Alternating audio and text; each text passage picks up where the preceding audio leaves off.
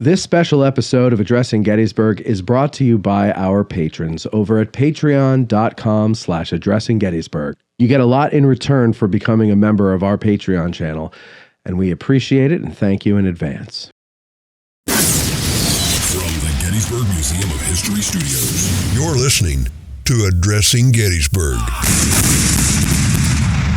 Hello, everybody. Patrons, hello, welcome. What is this? This is the first recording session out of our summer break here at Addressing Gettysburg, and it is great to be back, all refreshed, refined. Okay, not refined, but refreshed nonetheless, and I'm happy to be with you today on this lovely day. Mikey B. Bariski is in the back there. Mikey, hello. Matt, the summer break was just amazing. It's exactly what we needed. We got so much done. We were so personally productive. Yes, we were. We should just be ready to rock this month. And that's the thing is it was a break from recording because we had to do a lot of other things. And so it wasn't really a break. I wasn't sunning myself on a beach, unfortunately, but that's how it goes. Even if I could, I don't know if I'd go to a beach because I'm not really a beach guy. I'm afraid of being harpooned. Okay, so today we are talking about, you know how I sometimes like to kind of zoom in down to the individual level. I'm fascinated by the toll that battle takes on a soldier, warfare takes on a soldier, army life, whatever it is. And we like to talk about things on a microscopic level sometimes, about diseases and things like that. We've done many shows about surgeries and wounds and things with the late, great Rick Schrader and Fran Fiak. And today we have a listener who is also a doctor and would you say a vascular surgeon? That's correct, yep. So that to me, okay, so vascular, so the veins. Is that right? Blood vessels, arteries, blood vessels, veins, yes. Right. That's got to be very difficult. I imagine they're like squishy, like you can't really grab one pretty easily. How does that work? Boy, that's a broad question. How does that work? Like how do you keep it still if you need to do something on it? You have to clamp it. Yes. Okay. Yeah, we have these specialized vascular clamps that will hold the vessel in place but not crush it. Something that came about during the Korean War, actually. I was going to say, yeah. I saw MASH. That was one of the episodes that was accurate. Yeah. It's funny. We were talking about my new book on Charles Drew. He was featured in one of the MASH episodes, and they got it wrong. They did? Yeah. Oh, yeah. It's terrible. That he was in? The one that he was in? Yeah, he was in as he was mentioned as a character. Okay. But that's by the by. We could. Well, so you mentioned your books here, and let's talk about them. This is the newest one here, Genius Unbroken, which is actually the proposed title that someone came to me and they said, I want to do a biography on you. And now I got to tell them we can't do this one. Yeah. Matt, yours was Genius Broken, by the way. Oh, it was Broken Genius. Oh, yes. Yes. Tell me about, who's this guy? It's the life and legacy of Dr. Charles R. Drew. Who was he? Drew was a African-American surgeon in the first half of the 20th century, which, as you can imagine, was a difficult row to hoe. Yeah. And he was brilliant. He was an excellent All-American athlete up at Amherst, and then he became a surgeon and was really instrumental in developing blood banking technology and blood preservation. So a lot of soldiers in World War II and then just subsequently owe a lot to him. Okay. And then we have this one here, A Time for All Things, the life of Michael E. DeBakey. Who is he? DeBakey, he was one of the real towering figures in science and medicine in the 20th century. He was a pioneer in cardiovascular surgery and also very important in public health policy. And then finally here, which this one you gave me as a gift, which I'm very interested in here. This is called, what is it called? The Making of a Surgeon in the 21st Century. It's got no cover, yes, but it's red and hardcover. It's okay. I like them without the dust jackets anyway. What's this one about? That's sort of a memoir of my surgery residency, so it's got a lot of... Oh, so this is your story. That's my story, yeah. Okay, cool. Oh, I'm interested in that. All right, so vascular surgeon, we're talking about sleep deprivation. Mm-hmm. Okay, how do you get there? Yeah, totally unrelated. Yeah. Totally unrelated. Except that you probably wouldn't do a good job if you were performing surgery when you were sleep deprived. it's like we rehearsed this, but we didn't. But we didn't, right. Yeah, here's how I got interested in this. It dates back a long time, back into when I was a resident in the 90s. I used to come here because I was already kind of a Civil War geek, from childhood. And I would come here once or twice a year when I was a resident. And in those days, it was already a big deal, the consideration of functional impairment due to sleep deprivation in physicians. There had been a case back in the 80s in New York. It's called the Libby Zion case, where a medication, I'm a little shady on the details, but I think a medication was given inappropriately, and she ended up dying. And her father, I think it was a journalist. And so it ends up, in 60 Minutes, starts a whole movement. And when I was a resident in the 1990s, there was no stipulation on hours worked. So we would work 100 hours a week, easy, every week. Now that has been legislated, not legally, it's the graduate medical education people won't allow the residents to work more than 80 hours a week, partly as a result of some of the research that we're going to be talking about that form the basis for the paper. When I was reading the paper here, one thing that was interesting to me was that, like, this had to be studied. Mm-hmm. Like, before the study, did people not know if you don't sleep enough, you can't perform? I mean, isn't that kind of obvious? Haven't we all been there? And qualitatively, yes. I think everybody understands that. But starting around 1990, there started to be a surgical and a medical literature about it, and military too. The military and the medical arena started to really pick up on it in the sense of, let's measure how people are affected so we can have a basis for promulgating these rules and things. But the history of the study of sleep deprivation goes back to early 20th century and industry and aviation. It just wasn't as scientific as it is now. So you use the Battle of Gettysburg to kind of, for this paper here. I'm assuming you're a Gettysburg buff. I am, yeah. We should probably mention that this is going to be in the Gettysburg Magazine. Oh, very good. Okay. Yeah. So we don't want to give too much away because we want people to get the magazine. Then I'm glad you said that. But yes, I've been a Civil War guy since childhood. So a lot of times when the condition of the man comes up on the show, we'll talk about Meade falling asleep on a boulder after the battle and hadn't really had good sleep in 4 days. Mm-hmm. We talk about Law's Brigade marching here from Chambersburg and then maybe getting 15, 20 minutes of rest before they have to get back on their feet and go down to the south end of the field, and then they go straight into the fight. Up Big Round Top for some of them, no water, and it's so hard for people to imagine this. But from what I'm reading is that, because you use quotes from soldiers all over the field, right? Speaking of their event or their participation in the battle, all on different days, mm-hmm. and they are very similar to each other in what they're saying. Let me hear. Actually, I wrote down some of the quotes here. So this is Sergeant Marion Hill Fitzpatrick of the 45th Georgia. He says, "By the third day, I could scarce hold my rifle, and the officers looked worse than us." Private William H. Byrd of the 11th Georgia says, "My legs felt like lead, and half the boys dropped by the road afore we even saw the Yankees." My legs felt like lead. I could relate to that. I've been that tired. Mm-hmm. Before, where my legs, and you could barely lift them, and you kind of shuffle, like you can't like do a 1 foot in front of the other type of walk. You got to kind of like hurl your leg around, and you barely have the strength for that. Private John Robson of the 52nd Virginia, he says, "By the time we struck Gettysburg on the 1st, I was so wore out I stumbled over my own feet, and the fight seemed to blur." So you're so tired you can't even remember what you went through. Been there too. That's almost like being high or drunk, like you're in some way inebriated, and like you this stuff is going on, but it's all kind of blurry and you're not.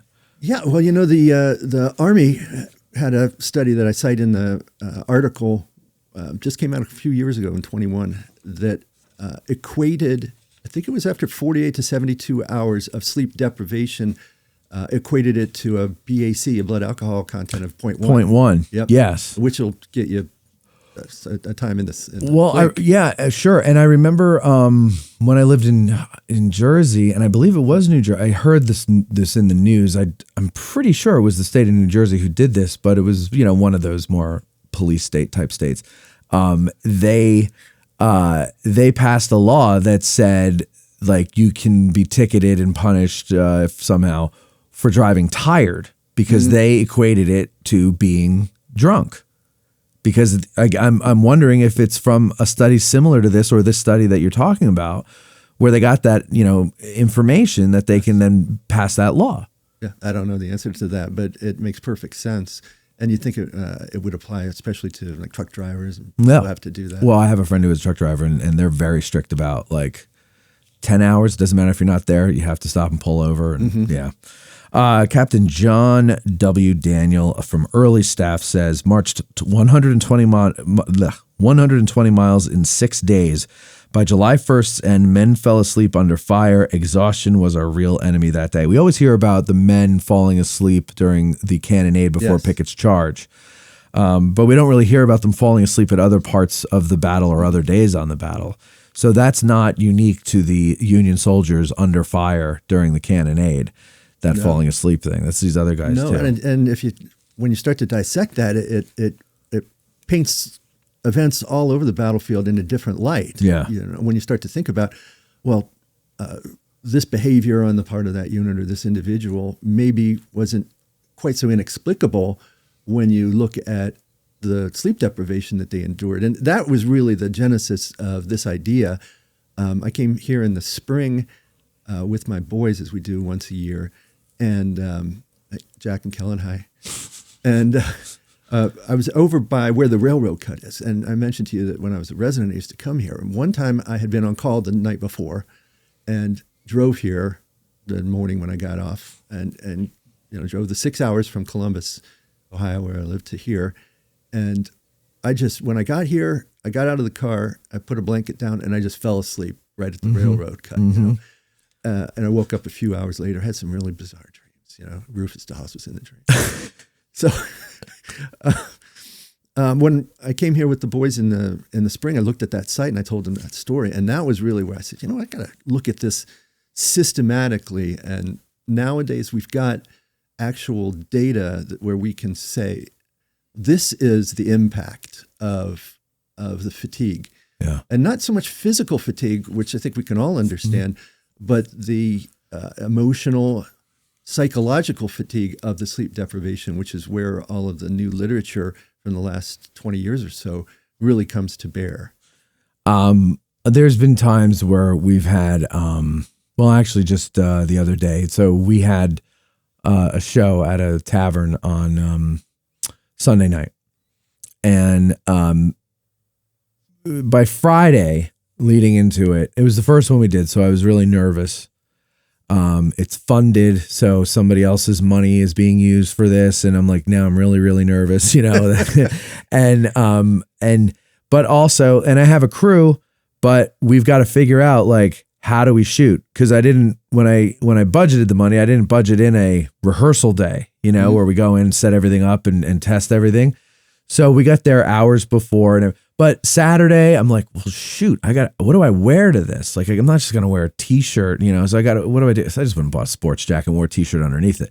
But like, all these things going through my mind and everything. And I'm not really getting a good sleep Friday and Saturday night because I'm stressed. Right. And then we get up Sunday. I got to come in here, got to get a couple of extra pieces of equipment I forgot about. Try to spend a little time like reading the material to prepare for it. And then at 2:00, we go over there, we start setting up. It's lugging all this equipment in and out, or no, not in and out, unpacking it, setting it up, looking at, okay, now we got to move this over here, switch this, move that closer, this, that, and the other thing, right? And then I got to feed everybody. And then the guest shows up and I got to work with the guest. And it's at that moment I realized I'm not prepared for the subject. I'm not prepared to do my actual job, right? And so we try to work, but by that point I'm exhausted. I'm tired. And like I was kind of getting cranky and I was trying not to snap at people, but like, I'm just like, you're in your own world, you're exhausted, you're tired. And mental fatigue, to me, that's what has plagued me more than physical fatigue. As you might be able to tell, I'm not very active. But to me, I have been physically exhausted before. I mean, not technically exhausted by like in a medical sense, but like, I've been really tired. Yeah. And to me, but I've been physically fatigued way more, or mentally fatigued way more. And I find that to be more harmful to anything. Right. And that's sort of what the hypothesis is with this article. Everybody can understand the physical fatigue of Law's Brigade, as you mentioned, or all of them, because of the really hectic nature of the few days right before the battle, when everybody's sort of gathering and we'll go through night and all because 2 corps have engaged, and so forth. But I started to look at what impact did the sleep deprivation have on the intellectual, the cognitive function of obviously not so much the rank and file, but the leaders.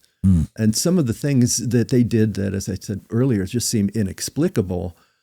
Why in the world would you do this? Maybe in light of what we're talking about here, the equivalent of a 0.1 alcohol content, the impact of the lack of sleep must have had a negative effect on the ability to make decisions. And then when I started digging around in it, because sleep deprivation research is not what I do at all. Right. But when I started to read through it, I said, these have been quantified, and the sleep psychologists and neuroscientists who really started to do the experiments identified, and I've got them in my paper, the 4 different areas that are affected. And they're all affected from the prefrontal cortex of the brain, which is where a lot of the higher function happens, decision-making, the memory holding, working memory, and so forth. So the 4 areas, you'll see how these apply to you. And it's kind of fun to look at them and see how they may have applied to strange decisions. Sure. But we look at in your own life. my whole life is marred with strange decisions. Finally, we have the reason. Now I know why. Got to get more sleep. The 4 areas that have been identified, and it wasn't me, these are the sleep researchers who've come up with it, are number 1, attention and vigilance decline. Attention and vigilance are measurably affected. Number 2 is working memory, that's that part of your memory that you use when you're solving problems. It's like if you're doing serial addition, 14 plus 10 is 24 plus 7 is you're adding them up, and you got to remember that last number. That's called working memory. It's a prefrontal cortex issue, and consequently it gets severely impacted by sleep deprivation. Along with that is cognitive processing. So working memory and cognitive processing, problem solving, and things like that. That's the second category. The third one is risk assessment and breakdown in impulse control. The fourth one is emotional dysregulation and morale collapse. And that's what you talk about, the fear of, I'm going to snap at somebody here because you're sleep deprived, that's why. And that's a prefrontal cortex issue. And here's an important aspect to it, because when I started looking, and then you started looking at some of the different commanders. Well, that one was affected. That one wasn't so much. So, well, why? And I'm going to use this in the introduction to this because it's so important. There are one of the most important aspects of this is that you cannot work through it. Right. You can't push through it. You can't just, I'm going to tough it out. But you have to sometimes in military life. You do. Well, now, of course, the Army and the military in general is paying a lot of attention to this too. You know? Commanders in the field don't have any, they are not restricted. You couldn't do that. But they are encouraged, of course, to provide for sleep for themselves, and they are mandated to provide sleep for those under their command. That's the modern military now. It wasn't then, for sure. But you can't push through it. And in fact, it's kind of insidious because you feel like you are.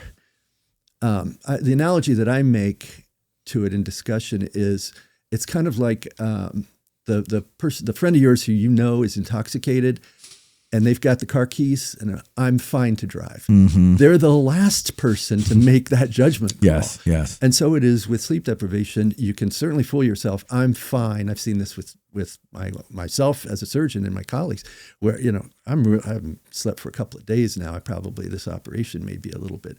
I'm tough enough. We can do this. But it's measurable that even in people who believe that they are toughing it out, are still their behavior is still measurably impacted by the sleep deprivation. So there's that. And then the other aspect of it that's important is you cannot become conditioned to it either. There's no tolerance that you can develop, like you can develop tolerance to medications, drugs, and so forth. There's no developing tolerance. So it's not, because I thought about that too. Well, why was Hancock so good? He didn't make any big mistakes. Well, he was so used to it that you cannot get used to it. It doesn't work that way.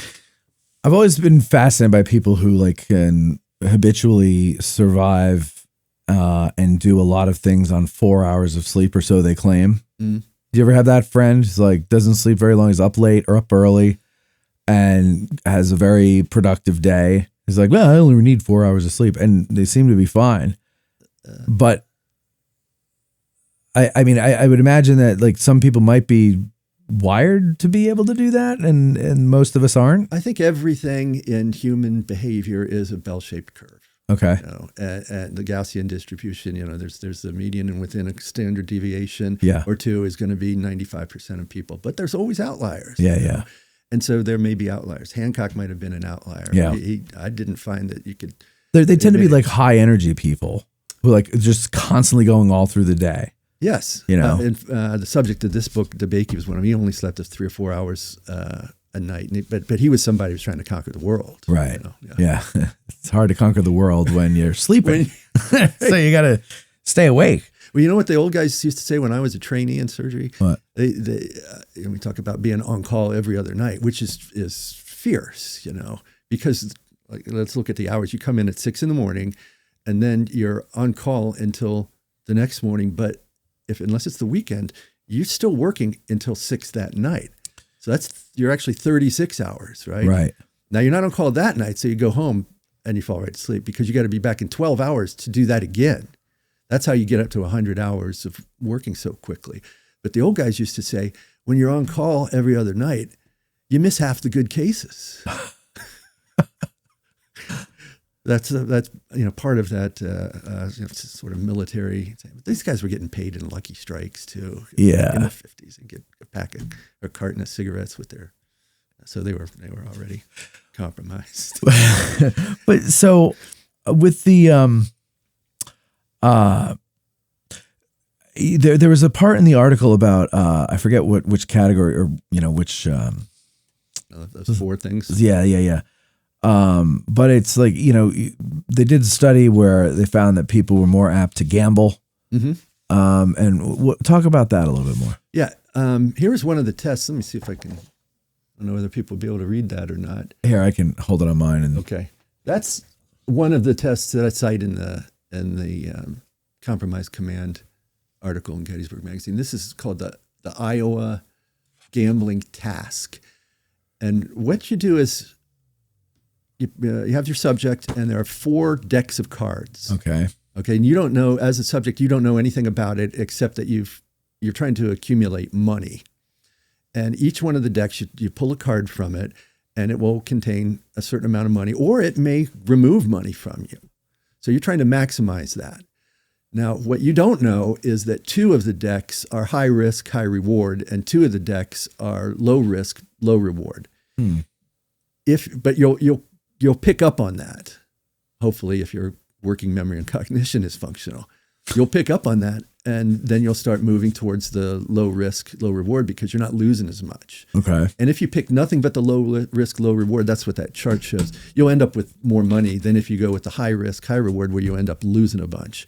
So sleep deprived people in that study went for the high risk, high reward deck instead of the low risk, low reward deck. So that's an example of impulse control risk assessment being damaged by the sleep deprivation. You take bigger risks. There's another neat one that's it's a digital balloon on a computer screen. And by tapping the mouse, you blow up the balloon, right? And the higher the balloon goes, the more money you get. It's all money. Everything's money. It's all money. When they say it's not about the money, It's always about the money. Yeah. So you're tapping this, and the balloon is getting bigger and bigger. But at some point, you don't know when it will pop, and the time when it pops changes. So it may be 6 pumps the first time, 3 the next. You don't know. Sleep deprived people keep pumping it. Pump it, and it's another example. Even after it bursts. No, Oh, game's over then. yeah. Okay.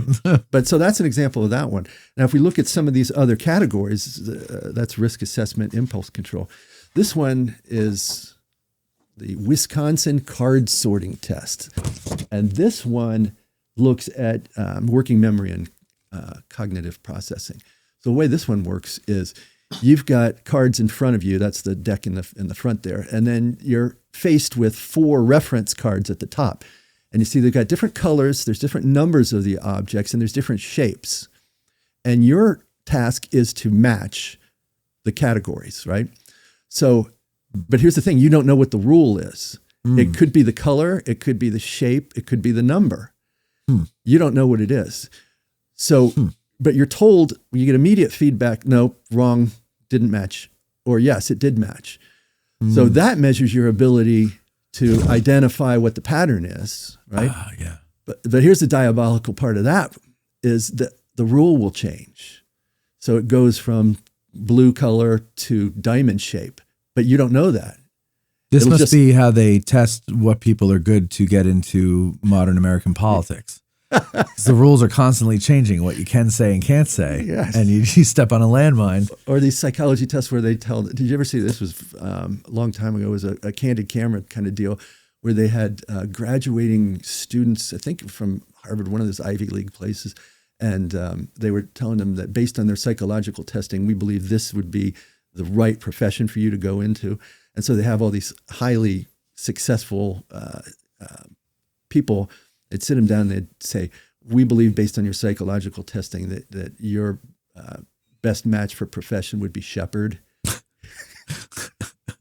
Things like that to just get the reaction. I think the same person who did that came up with the Wisconsin. You notice, I don't know why Iowa, Wisconsin, all these Big Ten. Yeah, we used to have to take, there. in Catholic school, we had to take standardized tests from Iowa. Iowa, yeah, that I think ITBS or something like that. probably the same deal.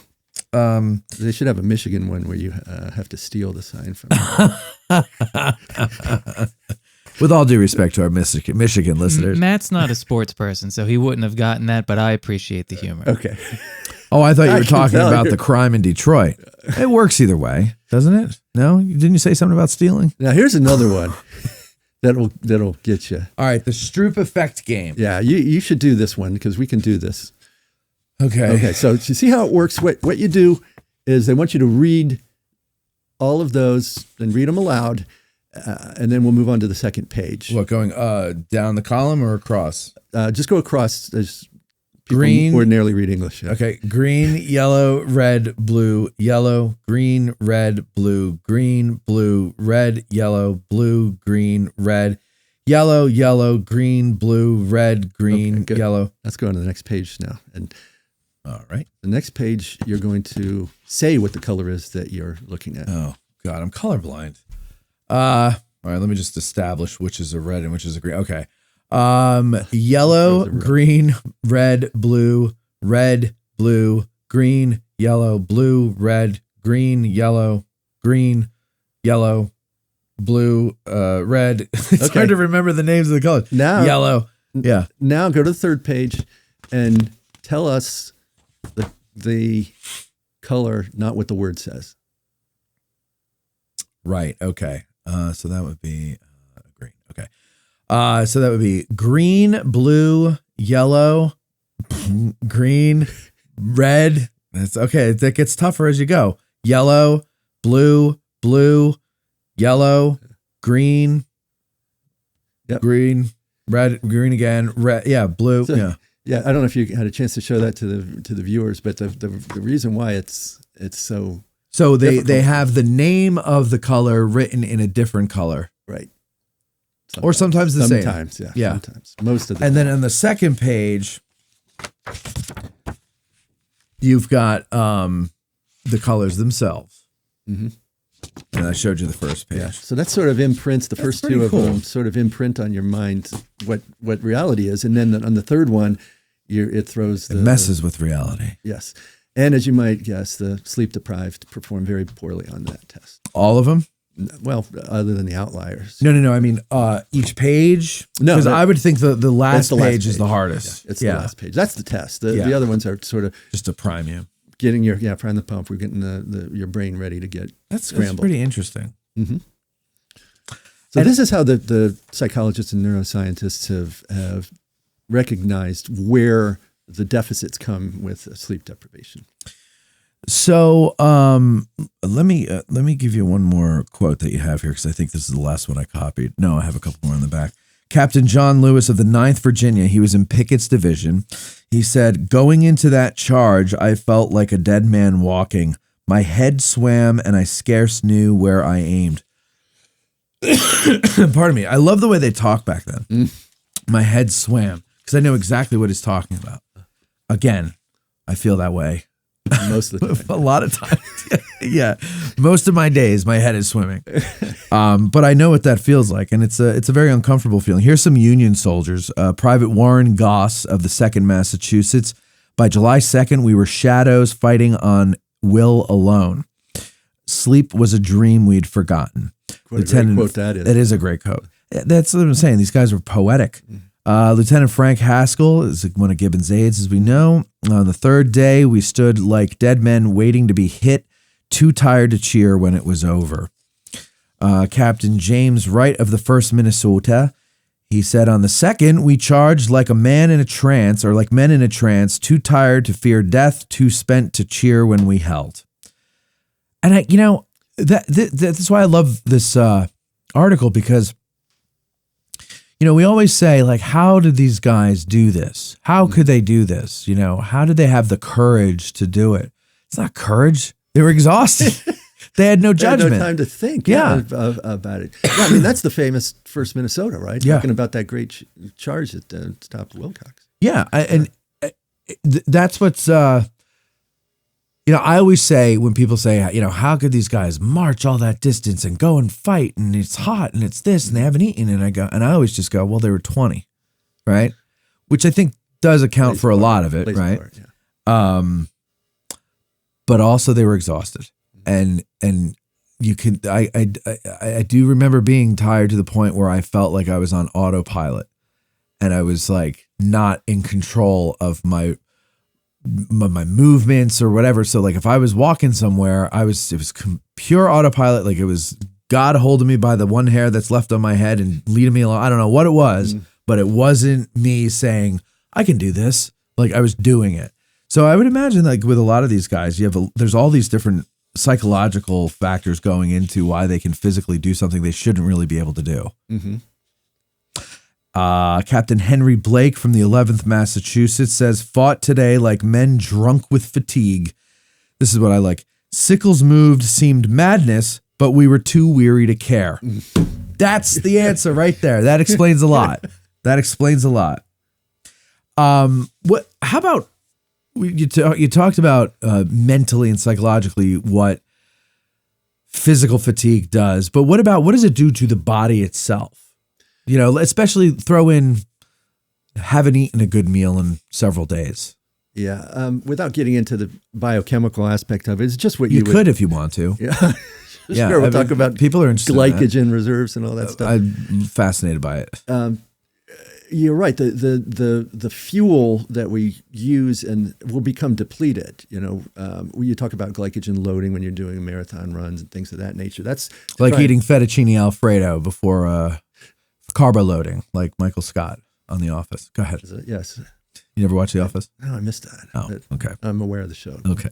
I missed that particular episode. But the physiological effects are just what you would expect. There's going to be dehydration.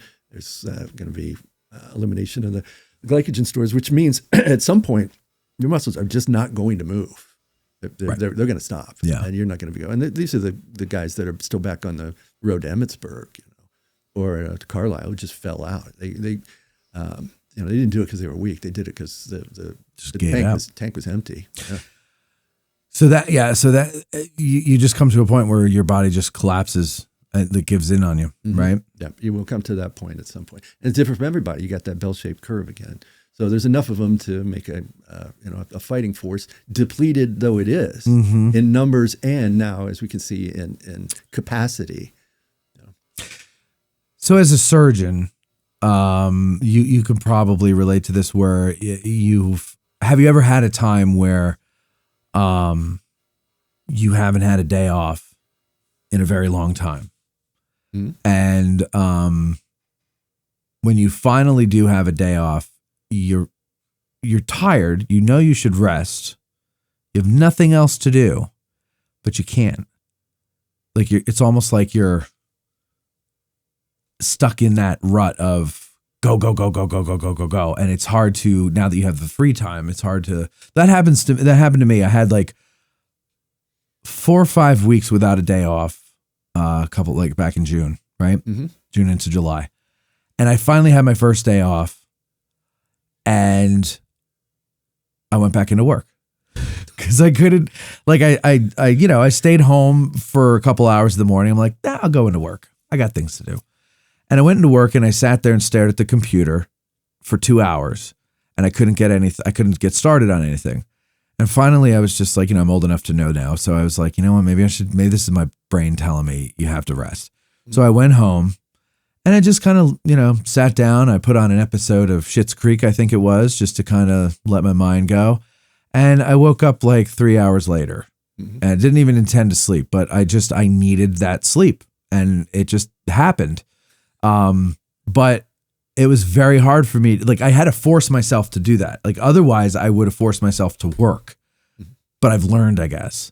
So you guys as surgeons, like, especially when you're starting out, like you've got to have days like that, don't you? It's a pattern. You develop a pattern of behavior that flies in the face of the physiology, flies in the face of all of these obstacles that we're talking about. Because you just got to do it. It's the pushing through thing. But you're not functioning at a high capacity like you were when you came into work. It wasn't the normal calorie. Well, maybe. No, it's pretty normal. But you recognized I'm not getting anything done here because I'm running up against these walls, and your body finally said, "All right, we're going to shut it down here." Yeah, and that's part and parcel, really, of what we're focusing on. It's just your own personal experience with it. That's why now it's legislated from on high that the medical and surgical trainees have to go home after 80 hours. Yeah. They can't work more than 80 hours. That still sounds like a lot. Still a lot. Yeah. It's still a lot, but it's at least manageable. I mean, in those 80 hours, in your case as a surgeon, you're not constantly doing surgery in those 80 hours. You're not doing 80 hours worth of surgery, but you have to be there. Yeah, you've got to be there to do, pre and post-operative care and consultations, things of that nature. That's for trainees. Those of us who are attending, we're not labor under that. We don't have any limitations on it. They're just self-imposed. At some point, you just go, look, I got to send this out because I'm over my limit here. I can't do it anymore. Right. And so that's what you have, partners and colleagues for. So an attending surgeon is not necessarily performing the surgery. Is that what? No, that means that you've completed your training and you've been board certified and so forth. And the term is an attending. Oh, okay. As opposed to a resident. Got it. Intern. It's just part of the strata. So, when do you get to a point though, like where you're just like, God, I'm really tired, as you're like, cutting in there? It's like, what do you do to stay awake? In the heat of the moment, it's really not that big of a deal to stay awake. Now, you may know that your judgment is not what it would be if it were Monday at 9:30 in the morning or whatever. But you're probably still better than anybody else who's around who might be able to do it, right? Right. So it's an example of pushing through, but recognizing that you may not be at the very top of the game. But you talk about you're not being able to sort of turn off. Right. Again, these are individuals, and so I can only speak for myself. That has not been a problem because I learned when I was a resident how to fall asleep at a moment's notice once I was off duty and stay asleep. And even now I can pretty much fall asleep anywhere at any time if I've got it, because I just learned how to do it because you had to. So you're a vascular surgeon, right? And I've always wanted, and I'm not like I'm going to movies for my information, but in the movies, somebody gets shot in the shoulder, right? And for whatever reason, they always portray the shoulder as a non-serious wound. Like, I'm like, wait, there's an artery there? Like, you got problems if you get hit in the shoulder, right? You got big problems. Yeah. But whatever. Whenever there's, say, a fleshy wound or, flesh wound or whatever. Only a flesh wound. Right. It's only a flesh wound. I get shot here in the muscle. I'm not destroying any blood vessels? You may or may not. You don't know for sure. I've treated plenty of gunshot wounds that just went through and through soft tissue without, there's always going to bang up something. It might be a peripheral nerve that has minimal effect on the, on the outcome, or it could be a catastrophe. Right. If you severely injure an artery, that's what kills people on the field. The ones who don't even make it back to the aid station, that's a blood vessel, unless you get decapped or something. Well, sure. Yeah. I've got a story about that. But okay, I was going to come and start talking about decaps. Gettysburg related. Well, we should perfect. have a show on that, on just the decaps at Gettysburg. But other than that, I would love that. You're talking major vascular injuries are the things that kill people on there. So, in other words, you're saying that the guys who died on the field, if they didn't get their heads blown off, if they didn't get their guts ripped out by a solid shot or something, they're just bleeding out. Right. Yeah. Okay. Right. And the ones who survive the vascular injury, Hancock is a good example of that. When you read through the description, you can tell, well, he was shot in the groin, right? There's a lot of, just like the shoulder, it's the same kind of thing. You've got a lot of stuff, a lot of pipes going through there, femoral artery, femoral vein, nerve, lymphatics, everything is tons of stuff are in there. If that, nail or whatever actually hit him, had taken out the femoral artery, he's gone on that field there. Like immediately. Yes. But he did have a lot of bleeding. So that tells me it was the femoral vein, and they put apparently they put a tourniquet on it, but pressure's the thing. Yeah. If you put pressure on a venous injury, you've got a good likelihood of making it. It's not going to work with arterial. What I didn't understand about the whole tourniquet thing with Hancock, as I understand his wound, he's sitting in the saddle, the bullet goes up into the groin. I don't know exactly the path of the bullet, but from what I've been able to glean is it's kind of maybe nicking the thigh somewhere and going into the groinal region and the crotchal region. And what good would a tourniquet do? Because it's like, what's it going to do for?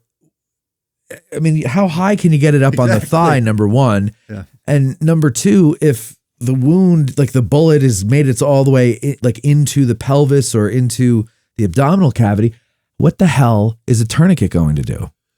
And that is a question about him. How high was the tourniquet? Because the wound, as my understanding, is too high for the tourniquet to do much good. I think what probably happened in that case was the tourniquet compressed the vein enough to stop the venous bleeding. Okay. That vein then probably thrombosed, clotted off in that area, and he survived. Okay. Yeah. He survived. He wasn't okay. No, he wasn't okay. No. But he did survive it. It's going to bug him the rest of his life, right? Yeah. Okay, so we mentioned Hancock there, and we talk. Let's go to some of the leaders here, because I think there's this misconception that comes, I guess, from just people resenting their bosses or something. That the boss, the owner of the company, he doesn't have to do anything. He doesn't work like I work, and he gets all the money, but he doesn't do all the work, and he's always on vacation with his family. But little do they know, he's working while he's on vacation. He's fielding calls all day long. He's making decisions all day long. He's just doing it in a different setting, mainly for the sake of keeping his family together, because he'll get hell if he doesn't go on vacation with them, but he's still there working, right? Let it bleed, Matt.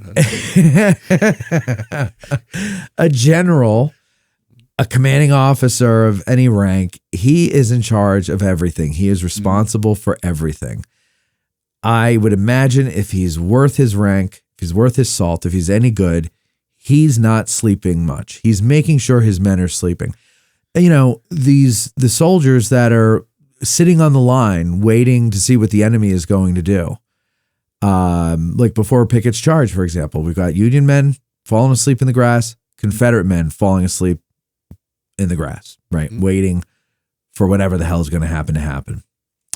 Meanwhile, it's the officers and their staffs who are running around, making sure everything is in place, getting everything all together, right?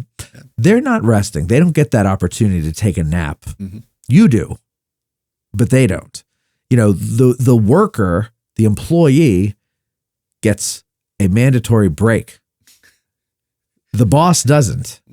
The boss takes his break when the work is done. So, I mean, is there any evidence that you came across where the officers, I think that one quote there where one guy said the officers were worse than us. And that was a sergeant. And he was saying the officers look worse than they did. Yeah, I believe that. Like, is there any evidence to back up what I'm saying is that the officers are getting less sleep than the soldiers? Oh, I think it's just obvious, you know, that's the case because you're right. There was no opportunity for it, especially during this battle here. There was no time when it was, and some of it is actually reasonably well documented. When I first started working on this, I was concerned that I wouldn't be able to document how much sleep deprivation was a problem here. You know, how much sleep did Meade get? Well, we've actually got really good data on how much sleep Meade got because he wrote a letter to his wife saying they didn't. And then his AAG was Theodore Lyman, who wrote it down too. He said, he got 2 or 3 hours of sleep on so and such thing. So we know that he went from the time he was woken up at 3 a.m. On the 28th till the end of the battle. He only got a couple hours sleep at the most, any given night, which to me is a indicator of his quality in the sense that he didn't buckle under. He didn't make that colossal mistake. You know, he did a couple of things that I think are questionable, but they didn't. I mean, won the battle, won the biggest battle of the war. You know, go ahead. I think if you would have asked him, he may have. Let's talk about vigilance, right? Vigilance. He should have had a tighter leash on Sickles, and he didn't. And can you blame that on the number one category, attentions and vigilance? Maybe because he wasn't paying much attention to Sickles and got into nearly fatal trouble as a result of that. Right. You know, I'm just talking about a couple of things that you might say were potentially relatable to sleep deprivation issues. Bringing the whole 12th Corps over on the afternoon of the 2nd. He was going to leave that bare. Yeah. And Johnson was coming, but he didn't know that. Right. And look what would have happened if Pap Green doesn't talk Slocum into, hey, how about I stay here? I built all these pretty things. Let me man them. If he doesn't do that and goes off and the whole 12th Corps is gone, Johnson sweeps up over it, and then it's a lot of what ifs. Well, yeah, but I always thought that was a weird decision on Meade's part to remove everybody from Culp's Hill. Because even if you don't know that Johnson is coming, why couldn't you see that if that hill is occupied by the enemy, the next hill is vulnerable, and that's Cemetery Hill, and that's the one you really need. Yeah. Oh, they're going to. Yeah. Plus, they're open to the Baltimore Pike. I mean, that would have been a true calamity. So I could, now that you bring in sleep deprivation, which again I always knew about with Meade. I always knew, you know, he didn't get a lot of sleep and just finally slept on a boulder at the end of the battle. But when you put that decision in context, also his handling of Sickles, like those look more like, you know, just the effects of being sleep deprived. Like you're not vigilant, like you're saying. And they fall right in with the categories. Pardon me. They fall right in with the 4 categories that have been identified. So does his not counterattacking after Pickett's charge on the 3rd or the next day. You know, that there's some question, of course, at the time, and certainly even now to the present day for not doing it. I think it was the right call. I do too. Yeah.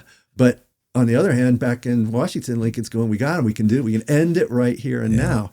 I think it was the right call, but was there also playing into it the fact that his decision-making was a little bit impaired, and he said, well, in the paper, I also see, I would think his decision-making was spot on there, because he just made Lee smash his face into a brick wall.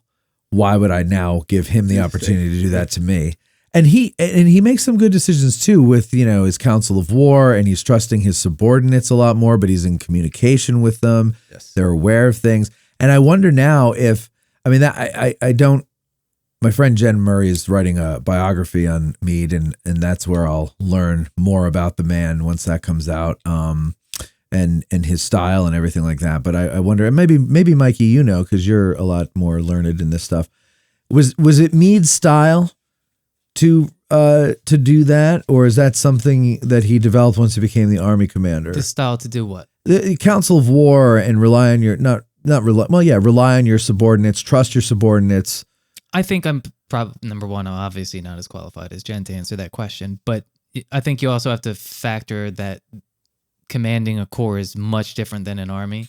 Well, sure, but you still have subordinates. You do have subordinates, but your corps commanders are getting a lot more leeway to make decisions than division commanders are. Sure. So I think it's probably significantly more political in the terms of having an operating army with people that used to be your peers that you're trusting to independently make decisions, as opposed to division commanders, which are probably very rarely making independent decisions. There you go, Craig. Got it? No, just my opinion. No. Okay. So I think that that those were some good decisions that he made, right? Trusting everybody else, not putting it all on your shoulders, because that's something too that, like, no matter how tired I would be like, no, I got to do it. It's my responsibility. I got to do it. In fact, that Sunday, like, I had people who I was paying to work for me, and I was still doing their job, right? And they're like, come on, like, one of them's like, you're paying me, I'll do it. And I was like, okay, so it's hard for me to let go. But I think, though, not pursuing Lee, not going after Lee immediately with a counterattack, because also he wasn't just tired. His army was tired. Right. And hungry. I pointed that out in the paper, too, Yeah. that was probably the appropriate judgment based only on that. Forget about any of the tactical or strategic factors in it. Now, he didn't know that Lee didn't have any artillery. Right. Yeah. Which probably would have changed it. But again, another what if thing. And those are basically worthless, just fun to talk about. So one of the things we were talking about with Meade was that he wasn't too vigilant with Sickles and what he was doing. And one of the officers you get into here is Sickles. Yeah.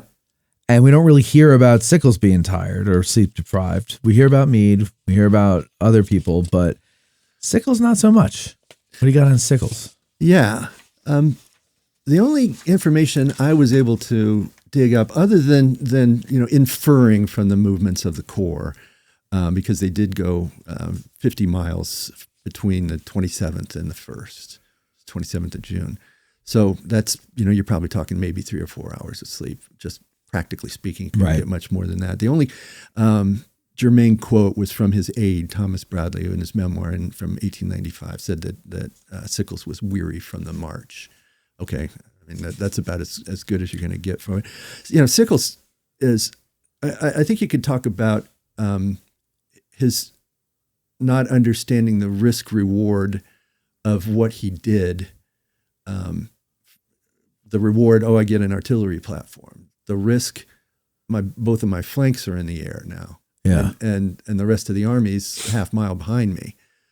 Is that, I think that any sleep deprivation that he had wouldn't have made that decision any easier for him, but he's already got enough reasons to make an error like that. He's a politician. He's not a general. He doesn't get along well with Meade, certainly, which is another aspect of this. Like we talked about, you're being short, cranky, with somebody, and, cranky. Yeah. I mean, they get together just long enough to yell at each other, sort of.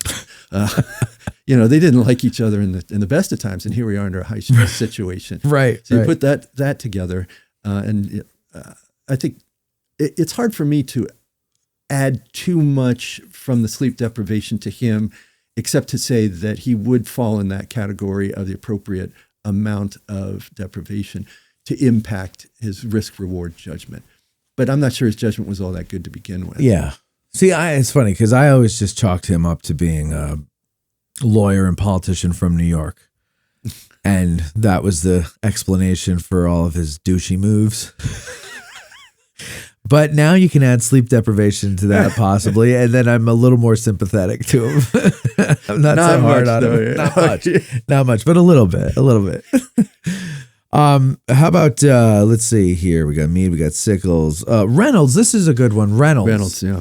So Reynolds, yeah, we all know the story of him in the Moritz Tavern. He gets about 4 hours of sleep between June 30th and July 1st, using, I believe, a saddle as a pillow on the floor or something like that. Yeah, and then they've got the 4 chairs over there at the park, supposedly. We've got one story where he's on the floor. Yeah. One story where he's on the chairs. He's in his full uniform on both stories. Right. So we know that. In front of the fire. Yeah. Which, in July. Yeah. I mean, I guess. Maybe. I don't know. Maybe it's different back then. Well, he probably wasn't fat like the modern American, so he probably had no insulation, and maybe people handled summer differently back then. The Reynolds insulation hypothesis. We have no tolerance for heat now because we're used to air conditioning. Mm-hmm. But before air conditioning, I think the human body probably adjusted better than we do now. I don't know. I'm just guessing. So anyway, he's got the 4 hours of sleep, and then he's up and at 'em before dawn.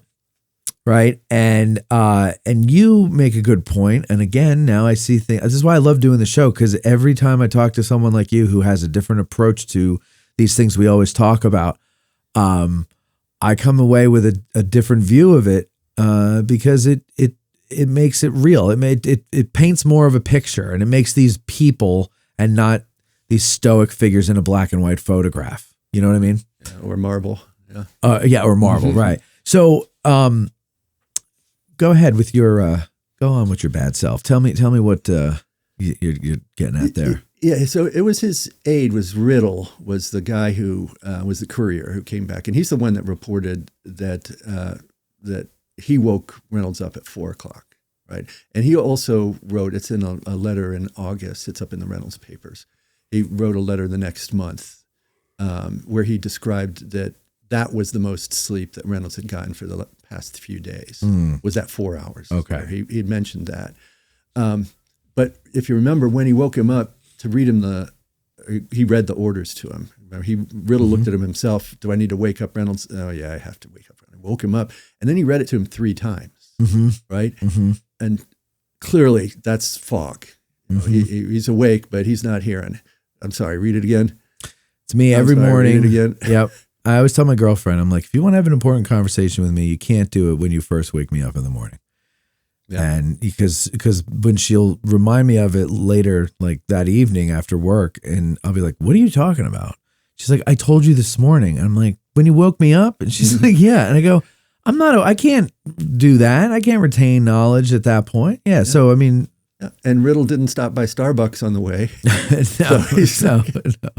Yeah, that reminds me of one aspect of my own personal experience with sleep deprivation. I was post calming, and I'd been there the whole day and the whole night, and I had it's called a scut list, which is a list of all the things that you're supposed to do as an intern, or junior resident. You're not making any decisions; you're just doing stuff going on. And in those days, you would write orders in an actual order book, paper with carbon, and the unit clerk would take the order off. So nowadays, you just do it at a terminal someplace. It can be anywhere. But I had a scut list, so I had to physically go over to that part of the hospital on the other side and write that order. I forgot to write this order. So I went over there, and as I'm opening up the order book, I see there's the order written by me about 24 hours before, signed and taken off and everything. And I had no recollection of having done that. Yeah. Isn't that scary? Oh, it's terrifying. Yeah. I looked at that. I go, wow, I've, been here, done that. Yep.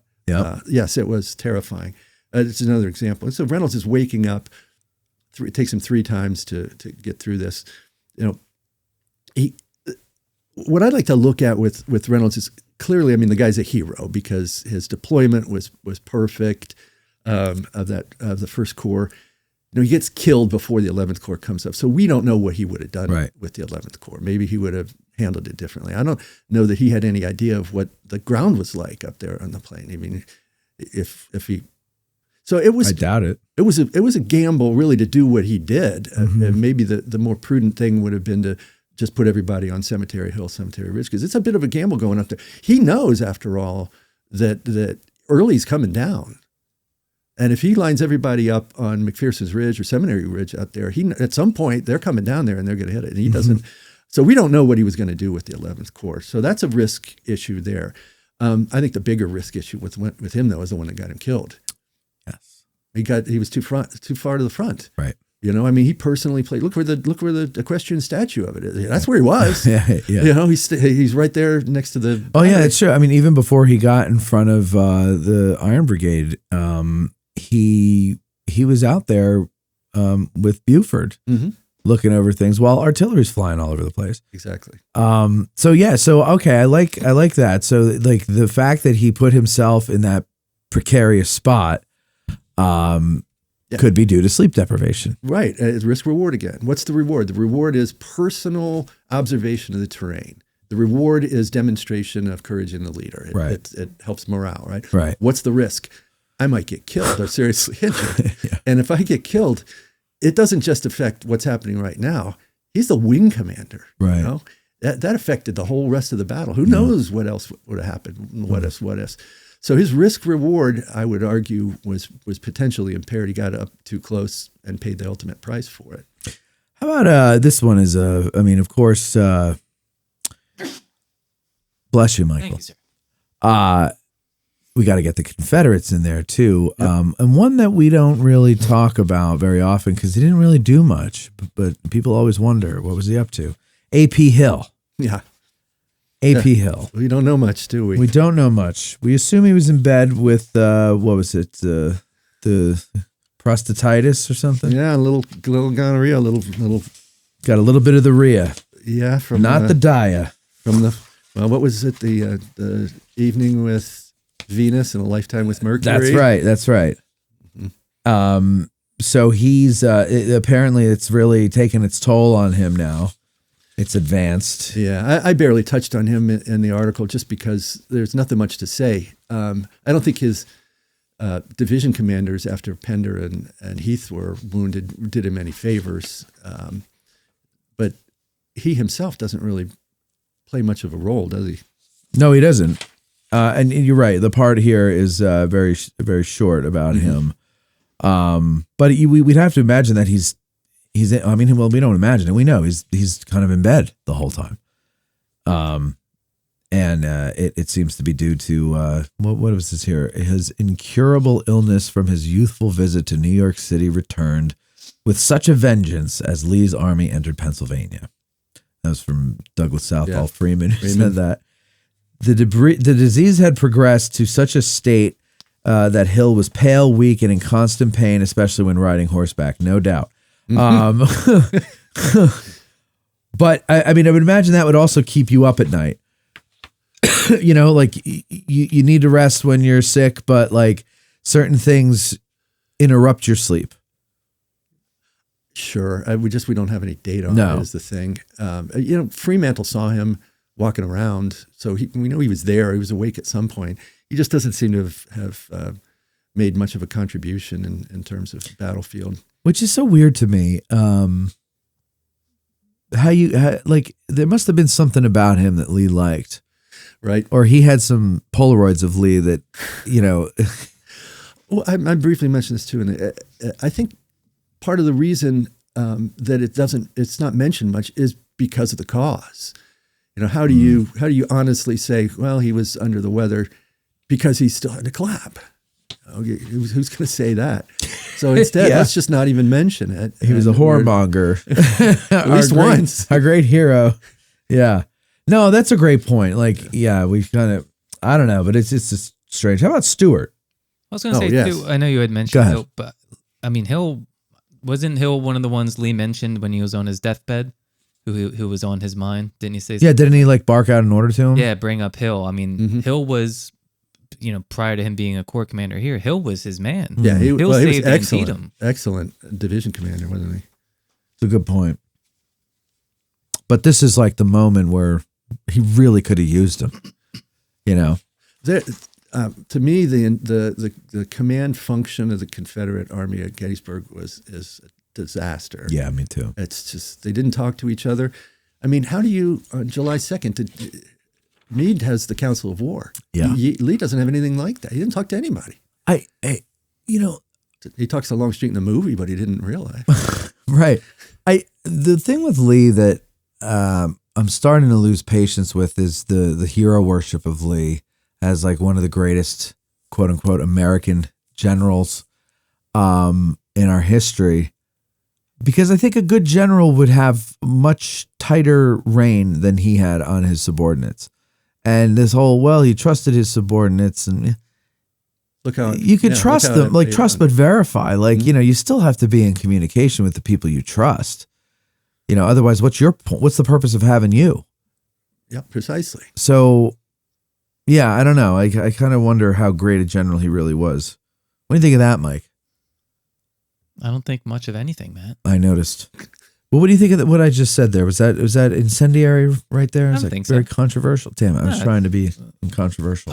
Matt, I'm so used to you. I just seems like it's normal speak. It's time to fire you then. It's another example. not to get back on topic, but it was another example of not bird dogging it is Ewell and Johnson and Culp's Hill on the night of the 1st. Mm-hmm.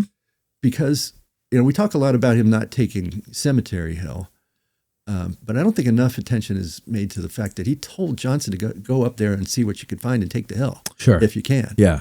But then he didn't follow up on that until the wee hours of the morning and found out that Johnson hadn't done it. Right. Had gone up there and thought that there was too many people. Yeah. That's inexcusable. Yeah. I mean, that's not that hard. He's just sitting down at the town square, probably sitting in the blue and gray and taking pictures with the Lincoln statue. With that terrible knit sweater guy. Perry Como? You don't like Perry Como? Oh. The cable knit's got to go. And the corduroys. I know. Well, what year was that made? That had to be with the current. Must be the 80s. I feel like it was the 80s. It looks pretty 80s. That's something like a middle-aged old man might wear. Yeah. Oh, that is horrible, that sweater. Yeah. But go ahead. You were saying. Yeah, that's... Not to get back on topic. There was an episode we did with Cody Aish where we kind of highlighted a lot of these things with Robert E. Lee and how he commands here at Gettysburg. And aside from the illogical things, sleep deprivation, I think, is a great thing to add. And also, I think maybe he was so used to leaning on his two corps commanders that this required a lot of work that maybe he just wasn't prepared for or simply couldn't do the extra work. Well, I mean, not to say that I'm a better leader than Lee. I'm not making that comparison at all. But like when Eric, the producer, left, I had gotten used to him being, someone I could lean on. But then when he was gone, I couldn't be like, whoever the next person was, be like Eric. I had to find out how the next person worked and how he and I worked together. And then, now, granted, Lee reorganized the army, in May? Or is it June? Right after Chancellorsville, right? He reorganizes the army. And the first thing he does with it is an invasion of the enemy's territory. Maybe not the best time to get to know each other, right? Might want to be able to get to know each other more on the defensive. It's a little less crazy of a situation. So, okay, there's that. So you got to maybe forgive him that because he couldn't wait, right? Like it's not summer camp, it's the army. So you got to go and you got to do what you got to do and you got to trust in the professionalism of your subordinates and, blah, blah, blah, blah, blah, blah, blah. But, and so he had to make the invasion when he did. He couldn't wait because it was a desperate situation. So I understand that. But the other thing with Lee, though, is he's also unhealthy. Correct. Was it angina they think he had? That's sort of the modern, in the recent years. Yeah, that's a conventional wisdom is that he had potentially maybe had an MI earlier in the year. What's an MI? Myocardial heart attack. Okay. Yeah. But we don't have any proof. We don't have an EKG or. What does it stand for? Myocardial infarction. Infarction. I was Be hoping you careful were with going. that I word. was hoping you were going to say infarction. That's what I was like. Oh, does it mean? Yeah, it's okay. Infarction. Be careful. So that's like a mild heart attack, or Well, it is in the sense that he was still alive. oh, good point. But it's we don't know because we don't have any of the information that we would need for me to tell whether anybody had what the level of severity was. I do an echocardiogram, see how the heart's pumping. Right. At the time it's going on, what's going on with the EKG, and then later on you can see what damage has been done by looking at the. We don't have any of that. All we've got is reports. I wasn't feeling as well as I wasn't my normal self. Yeah. And then was it Taylor said the same thing? He wasn't in his normal. And before the heart attack stuff came, if you look at the older literature, they talk about it being a GI thing, gastrointestinal. That what's the old Morris Roberts got the shits. Is that what they said? That was if you look at the older literature before about 20 years ago, that was what it was. And Well, I mean, It's those cherries, those Pennsylvania Yes, cherries. exactly yes, right. yes. That's exactly right. I do know we have spent an inordinate amount of time on Lee's diarrhea on this show, so I'm aware of that. But I thought that was on top of the heart issue. I didn't realize that was instead of it. So, but he's got those things, and he also can't be getting a full 8 hours of sleep No. every night, right? He's the head honcho. It all falls on his shoulders. He's got to be awake more than everybody else. Yeah, we don't know because Taylor and those guys didn't write it down, and with good reason too. By the way, we talk about how much sleep these guys get and why they didn't, or I think about why this wasn't reported. Well, you're not about to, as a leader, you're not about to say, I really was I was underperforming because I hadn't gotten enough sleep. Right. You can't. Sorry, make Congressman, excuses. I was really tired. Exactly. It's not going to work. You can't. Yeah, you can't do that. And then their subordinates, their adjutants and so forth, are going to be loyal to him too. They're not going to say, "Well, Lee performed poorly here because he didn't get any sleep, and he was a real crank when he didn't get any sleep, or his Dunkin' Donuts coffee." Yeah. He also might have just been exhausted from gorging himself on the flapjacks in small mountains, Courtesy of the Commonwealth. Yeah, that's right. I mean, it's, Where is that? I just saw that guy. Oh, he's on that screen. Yeah. Oh, the screen It turned was off. on there. So, okay. So, But Ewell, before we get too far away from Ewell, I think he's one of the best. Ewell and Stewart on the Confederate side are the best candidates for sleep deprivation performance deficits. go ahead. Tell me. The reason why I say that about Ewell is because right before the evening of July 1st, he was basically kicking ass and taking names. His performance coming up was outstanding with the logistics of moving his corps around and everything he did, gathering up mountains of flapjacks and so forth. And on the first day, of course, he dominated. That wasn't a perfect battle, Right. Certainly, but they won big time. There's some problems that I've got with him that he would have been with Rhodes when Rhodes, who I also mentioned in the paper, is not. I didn't talk about division commanders, but he would have been with them at the same time, and they clearly did not get much sleep over the previous few days because they were moving too fast. Right. So they couldn't have. Rhodes, who performed very well elsewhere, was not so great really on July 1st. I mean, he was right there for O'Neill's and Iverson's attacks, and they were both badly managed. Mm-hmm. But Ewell was there with him too. So I think that was sort of the first hint that Ewell was starting to, it was catching up with them. And then by that night, when he didn't bird dog Johnson, and certainly hesitated about, there was other reasons for him to hesitate about, certainly about attacking Cemetery Hill. But the Johnson one is not explicable. So this is a guy who was definitely not in the best of health. He'd just had an amputation previous August, right? Yeah. At 2nd Manassas. And he was in his mid-40s, I think, maybe 46 at that time. So in 1863, recuperating from a major amputation like that, I don't think he was more susceptible to sleep deprivation things. I'd imagine walking around in those prosthetics back then was not the easiest task. Yeah, have you seen them? I mean, I have, they're yeah. just strapped on. Yeah. And yeah. I can't imagine it's easy to balance. It can't be comfortable on the stump. No. Like, no. I have seen, and I can't remember where, some story about him bathing his stump up at the Benner farm. Do you remember hearing that? I remember hearing vaguely, yes. Yeah, and you know, it was 20 miles that day, 15 miles, whatever it was. I'm sure it was sore, and if it got rubbed raw, who knows? And then you're looking at infection and all those kinds of things. I mean, it stinks. It's got to stink. It's probably like worse than a shoe. Right? And then not only walking in it, but riding a horse in it, because you need your legs for balance on a horse. Mm-hmm. And I mean, I guess with anything, we get used to it. You know, we adapt, and probably by the time of Gettysburg, he had gotten accustomed to it enough to be able to do these things.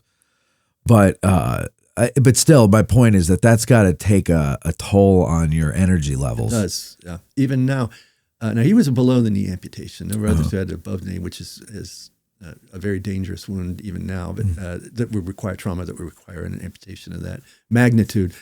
But yes, the amount of energy that you need, it's been quantified, and I don't have the numbers on the tip of my tongue, but the amount of physiologic energy that you need to add on, or that gets sucked up in the moving with the prosthetic, is substantial.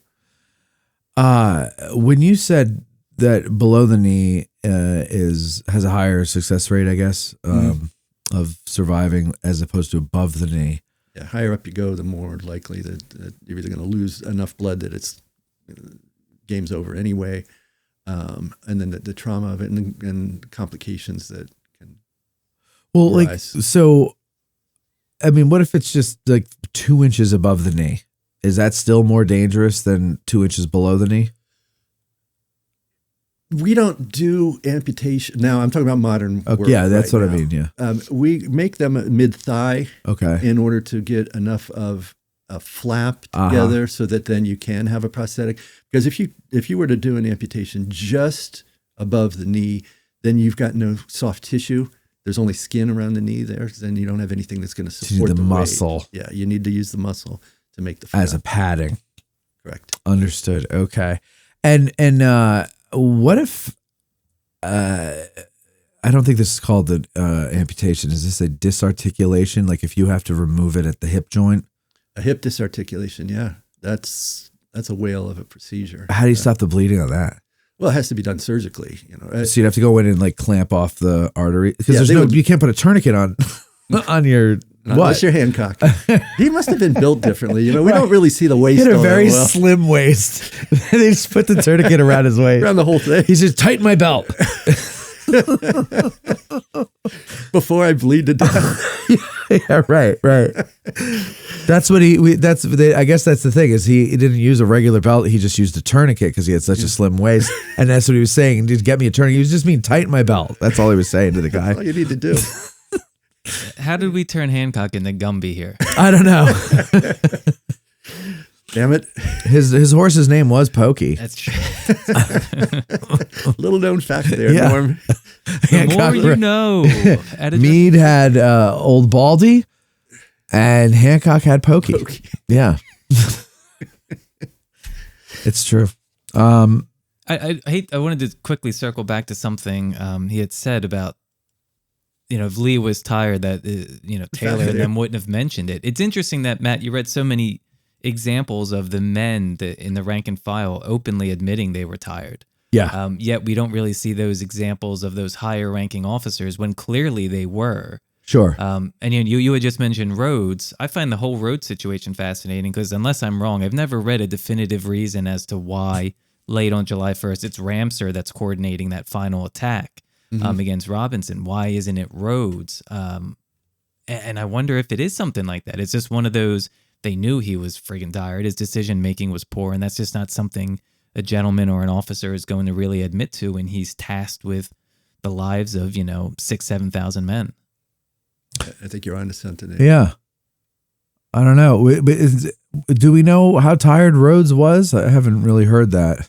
Just inferring from the movements of the core. Yeah. We don't have it. It's another one of those things. Estimated 3 to 4 hours a night is what I've got from talking to sleep. I mean, you figure it just had to be so common in the war. Maybe it was just something they just didn't write about.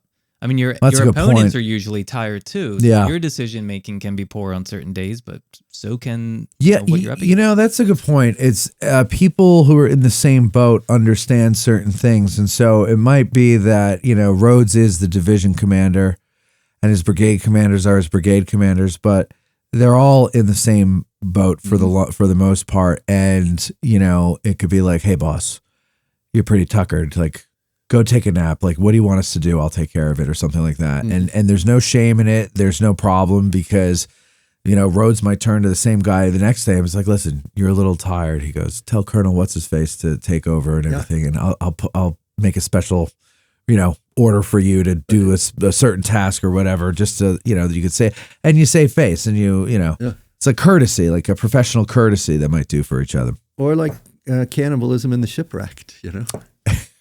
Exactly. What about situations where they're blaming people maybe for being drunk, like Iverson's decision, you know, or something like that? Could that just? I'm glad you brought that up because when I was driving over here, I was thinking about Rowley, and maybe Rowley wasn't drunk. Yeah, maybe Rowley was dead tired and making bad decisions. It's like I said before, like the way some of these guys describe it is. It sounds like the way you feel when you're drunk or high. Like Who accuses him of being drunk? Was it Doubleday that accuses Rowley of? That was like a couple people. It was Cutler. Okay, it was Cutler. But what's interesting is Chapman Biddle, who ends up, you know, commanding the brigade moving up from the 121st Pennsylvania. He never mentions anything about Rowley being drunk, and he would have had direct contact with him during the whole engagement. Right. Yeah. Huh. So it could be perception more than anything else. Rowley got a bad rap. Yeah. Yeah. I don't know. It's so tough to like for us especially. I feel like you know, all we can really do is like talk about it the way we're talking about it here, but to judge any of these people when we haven't been. Well, I would imagine that what you've been through with your profession is a lot closer to the stresses that someone in the military would go through, because it's long hours, right? And there's a lot on the line with what you're doing, right? Right. Well, and that's you make a mistake, it's not a good day for a lot of people. And that's why the research came out of the medical community, looking at themselves, right, and being concerned about that. And as I mentioned, that legal case from New York in the 80s that really put the focus on it. And I don't look at this as, you know, it's speculative in the sense that we can't, you know, dig up Robert E. Lee and make him do that Stroop test that you just did to find out what it was. But we can infer that these things must have had an effect on him, because we now show that there is some documentation of the actual deprivation that was present, and we know what effects that has from the recent studies, which is what motivated me to do this paper in the first place. Well, and there's a lot of clues in the writings that soldiers and other officers left behind in the way they describe certain people's actions. They may not say, you know, he was acting like a man who was tired, or he was tired, or he hadn't gotten sleep or whatever, but the way they describe certain behaviors, and especially if it's abnormal for the person, you know, I couldn't understand how Captain Jones was, you know, singing "It's a Marshmallow World" during the cannonade of before Pickett's charge.